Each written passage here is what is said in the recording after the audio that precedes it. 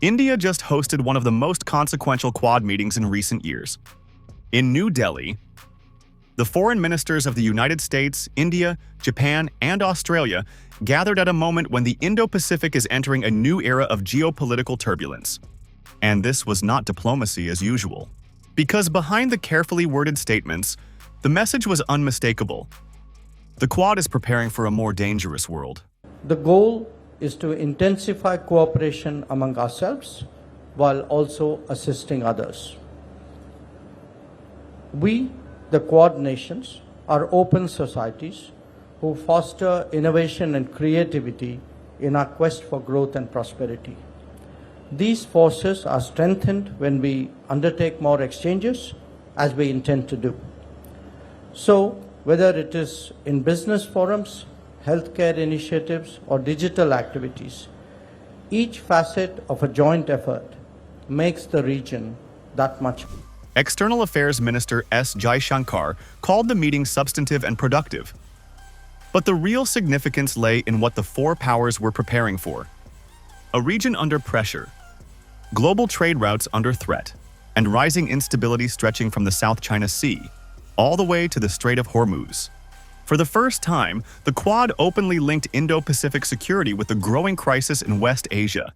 Economic stress, we know the world is more unpredictable, we know economic volatility is increasing, and we know the consequences for our region of the Iranian closure of the Strait of Hormuz and what that means for our energy security, for our economies and for our people.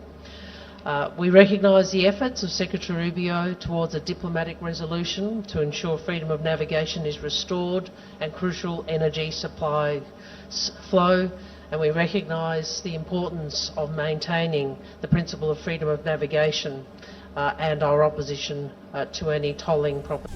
Australian Foreign Minister Penny Wong warned that any disruption in the Strait of Hormuz could send shockwaves through energy markets and supply chains across the Indo-Pacific. And the timing matters. Because fears of Iranian disruption in Hormuz, combined with rising tensions involving China, North Korea, and maritime coercion, are now forcing the Quad to evolve from a strategic dialogue into something far more operational. Jaishankar also reiterated India's tough stance against terrorism, and said his fellow ministers at Quad agreed with his stance. As democratic nations, we also devoted attention to countering the common threat of terrorism. There must be zero tolerance for terrorism, and nations subject to terrorist attacks have the right to defend themselves.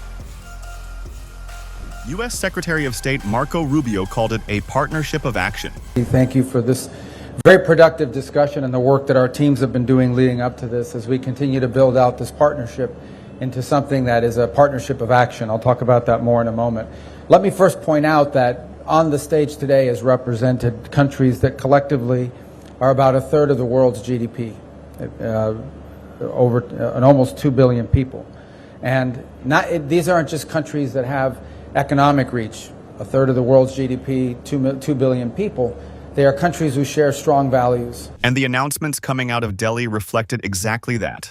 The Quad unveiled a major new Indo-Pacific maritime surveillance initiative designed to expand information sharing and real-time maritime monitoring across the region. Security, there are two big announcements. The first is the launch of the Indo-Pacific Maritime Surveillance Corporation Initiative, which is going to leverage each of our country's maritime surveillance capabilities in the Indo-Pacific to enhance information sharing. Related to that, of course, is also the expansion of the Indo-Pacific Maritime Domain Awareness Initiative, which provides and can provide near real-time commercial maritime domain awareness data to countries throughout the Indo-Pacific. The alliance also announced an expanded maritime domain awareness program aimed at tracking illegal fishing, trafficking, suspicious shipping activity, and maritime threats.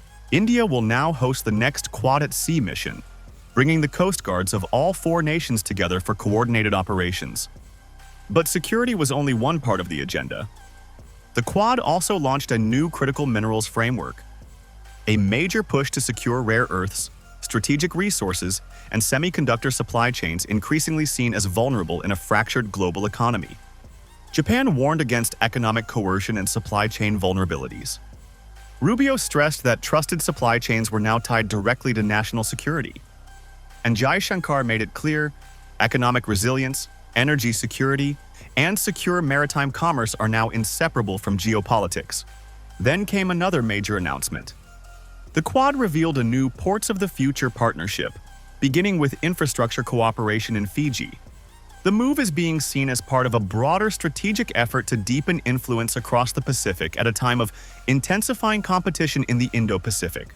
Throughout the summit, one phrase kept resurfacing: a free and open Indo-Pacific. But beneath that diplomatic language was a much harder geopolitical reality. The Quad ministers jointly opposed attempts to change the status quo by force or coercion, widely seen as a message directed at Beijing. Japan also raised alarm over North Korea's missile and nuclear activities. And all four countries reaffirmed support for freedom of navigation and international law.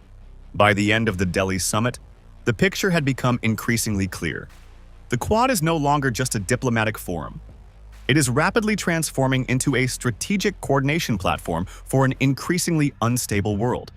A platform focused on maritime security, critical minerals, energy resilience, supply chain warfare, and the future balance of power across the Indo-Pacific. As global tensions rise, the Quad is preparing for the next phase of geopolitical competition.